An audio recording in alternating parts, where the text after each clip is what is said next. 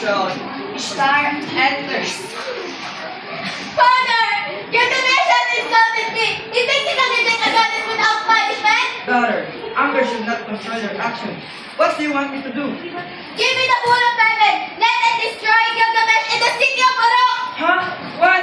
The bull of heaven? Ishtar, you know its power. If I release it, the land will suffer. Crops will be destroyed and many people will be afraid. I do not care. Gilgamesh must learn the price of insulting me. You ask for revenge, but revenge can bring destruction. Are you ready for the consequences? Yes, Father, I accept the commitment. By the power of the heaven, I summon the bull of heaven. Discern and answer the request of my daughter.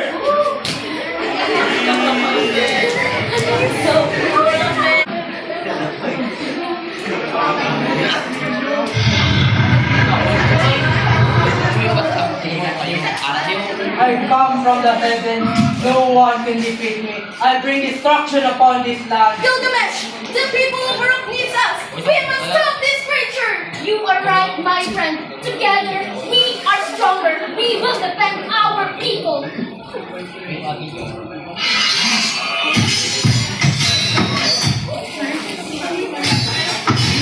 You are only human. You cannot defeat me. Your power will not defeat our courage. For Uruk, we will fight. We will fight. Gilgamesh and Enkidu attack together. The bull falls. People of Uruk celebrated their victory. Gilgamesh and Enkidu had defeated the mighty bull of heaven. All hail to the King Gilgamesh and Enkidu. Gilgamesh, Enkidu. Against the bull of heaven, Enkidu and Gilgamesh has insulted me. It challenged the power of the gods. Ishtar, your anger has caused great consequences. The bull of heaven was a part of thee, yet those humans have overcome it. They must be punished. They cannot continue to challenge the gods. The victory has changed their fate. A price must be paid for defying the will of the gods. The gods felt punishment.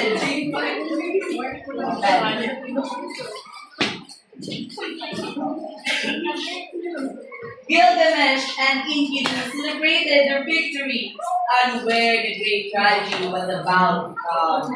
Today, we have won, my friends. You are right, my friend. Together, we have achieved greatness.